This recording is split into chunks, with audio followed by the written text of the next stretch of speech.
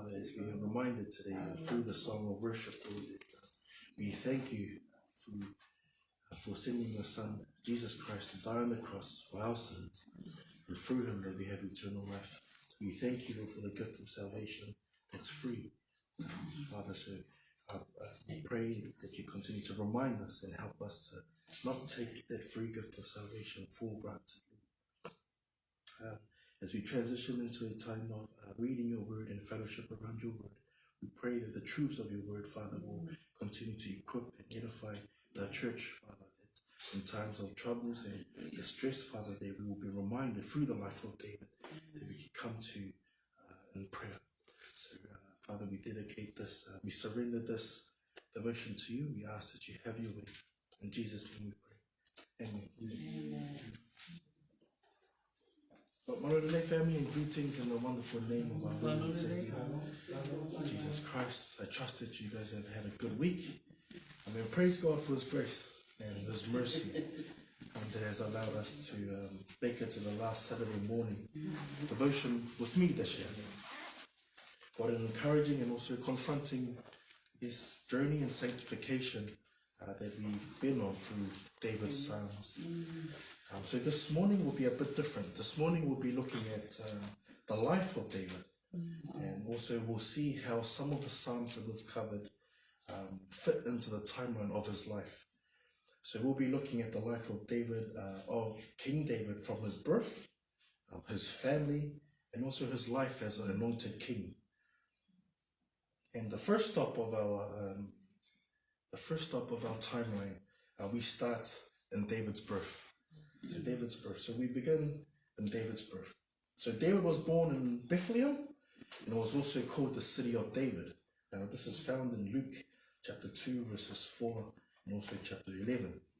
David is the youngest of 8 brothers and 1 out of 10 siblings. He had 2 sisters, and you can find that in the book of 1 Chronicles chapter 2. So David's brothers were Eliab, his eldest brother. This is found in 1 Samuel 16, 6 and 1 Samuel 17 verse 13. Abinadab, his second born. This is found in 1 Samuel 16, 8. Also found in 1 Samuel chapter 17 and 13. And 1 Chronicles chapter 2 verse 13. Shemaiah, found in 1 Chronicles chapter 2 verse 13. And there's also Nathaniel, Radai, and Ozem. And this is found in the book of 1 Chronicles chapter 2 verse 13. The 7th brother is unknown. This brother of David is not mentioned in the book of Chronicles like the other brothers. However, in the book of 1 Samuel, Jesse is recorded to have 8 sons, which brings us to Jesse's 8th son and the youngest, and that's King David. The other stop on our timeline is David is anointed by the prophet Samuel. Now the context of this part of David's life is found in 1 Samuel chapter 16 verses 1 to 13. Now there's no specific age given here for David, but we do know that David was a shepherd boy. He was a tender of sheep or keeper of sheep. And we can link one of our psalms that we've studied this year to this part of the timeline. And that's Psalm 23. Salamulu Sefulu Maritolu. If I can have Brother Vaivai please read Psalm 23, please. Psalm 23. The Lord is my shepherd, I shall not want. He makes me to lie down in green pastures. He leads me beside the still waters. He restores my soul. He leads me in the paths of righteousness for his name's sake. Yea, though I walk through the valley of the shadow of death, I will fear no evil. For you are with me, your rod and your staff, they comfort me. You prepare a table before me in the presence of my enemies. You anoint my head with oil, my cup runs over. Surely goodness and mercy shall follow me all the days of my life, and I will dwell in the house of the Lord forever. Amen. A recap of the psalm. Again, the author is King David himself. This is also known as a shepherd's psalm, and also studies suggest that the psalm was composed or read after 1 Samuel 16 verses 14 to 23, and this was after King David was anointed as king. In Psalm 23, David takes us through 6 verses, and he talks about God providing for him, protecting him, and also giving him comfort and care. David understands this concept of a shepherd. After all, David himself looked after his own sheep, defended the sheep, and also provided for them as well. A few verses I would like to highlight is verses 4 and 5. Can I please ask our Samoan Bible readers to read Salamolo se fulu, ma le tolu fai upu e wha, ma le lima, and I will read in Tonga. Our Samoan Bible readers, Ia.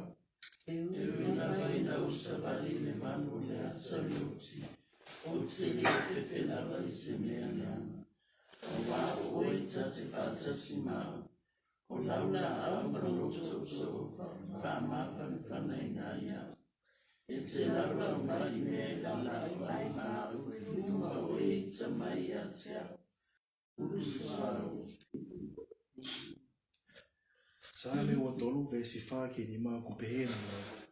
Io, ni ongo te alupe I he te lea o kumalu aki aia e mate. E kai te o mana wahe ki hakovi. He kokoe o kumawheo hi. Ko si o toko toko mo akau o kuna whakawhia maali e ia. O ku ke teu mai I hoku ao ha te pile. Ka hoku ngahi whiri o ku sio mei he. Ko ke pani lolo hoku ulu. O ku whonu mahua o hua a eku ipu. A reminder for us from these verses, in verse 4 is to remind us that the same Lord that protected King David through his troubles is the same Lord that will also protect us in times of troubles and trials. We also see in verse 4 the 2 equipment used by a shepherd, and that was the staff and the rod. Again, the rod was used to defend and protect the sheep from wolves or danger, and the staff was used to retrieve sheep when the sheep tend to wander off or get stuck in hard to reach places. As believers, we will have times where we will wander off or go astray. Let us have hope and faith that the great shepherd will retrieve us back through repentance, grace, and truth. In verse 5, we are challenged to consider and think about where are we getting our nourishment from? What are we meditating on? And what are we thinking about? Are we turning to the Word of God to sanctify us and sustain us? The next part of our timeline is David's life as king. Throughout David's reign as king, we often find him in times of troubles, times of distress, and also trials. And one of these times is found in the book of 2 Samuel chapter 11. And this is the story of David and his sin with Bathsheba. Now, despite the efforts that David went to hide his sin by killing Uriah, the husband of Bathsheba, God, our righteous judge, rebukes David, and he does this through the prophet Nathan. From then on, a lot of things happened to King David as a result of his sin. But today, we will highlight the troubles he faced against his own son, Absalom, which leads us to our next psalm that we covered this year, Psalm 3. So I will read in Psalm 3. I will read Psalm 3 in English, and this is what it reads. Psalm 3. Lord, how they have increased who trouble me. Many are they who rise up against me. Many are they who say of me, there is no help for him in God. But you, O Lord, are a shield for me, my glory and the one who lifts up my head. Amen. I cried to the Lord with my voice, and he heard me from his holy hill. I lay down and slept. I awoke, for the Lord sustained me. I will not be afraid of 10,000s of people who have set themselves against me all around. Arise, O Lord, save me, O my God, for you have struck all my enemies on the cheekbone. You have broken the teeth of the ungodly. Salvation belongs to the Lord. Your blessing is upon your people. The context of this psalm is David fleeing from his son Absalom. Again, we see here through the words of David in this psalm, again, God protecting him, sustaining him, and also delivering him from his enemies. Can I ask our Samoan Bible readers, please, to read Salamu Tolu, Vai Upu Tolu, Fa Malelima. Salamu Tolu, Vai Upu Tolu, Fa Malelima. Ia, Aoi, ia vai, o whai oe mo tata, o longa malu foi, ma le whae e na rūru. Na o wala au ia i o vai o leo, o whaafonga mai foi o ia ia te au, mai rona maua ia. Na o ta oto na wau, ma o moe, na o wala, ka wā o lango ina mai i o vai ia te au. I want to highlight verses 3, 4, and 5 from Psalm 3. And there's a few points that I want us to remember. Number one is God's 360-degree shield of protection. And that the Lord hears the cries of those who believe in Him. And the Lord sustains us. And we can also rest in trusting our Lord. As we continue to read about David and his troubles with Absalom, we find ourselves in another psalm, Psalm 61. This was another psalm that we looked at this year. Han, if I can have you please read Psalm 61 in English, please.